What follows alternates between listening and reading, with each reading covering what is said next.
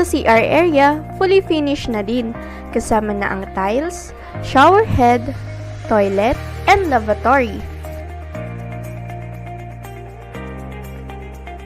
Dito naman, may extra space na pwedeng gawing laundry area o dirty kitchen para sa mas organized na home setup.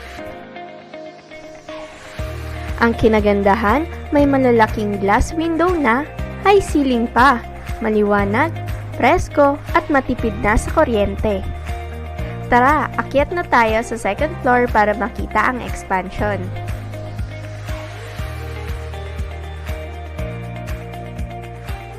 Sa second floor naman, maaaring gawing extra bedroom or bathroom.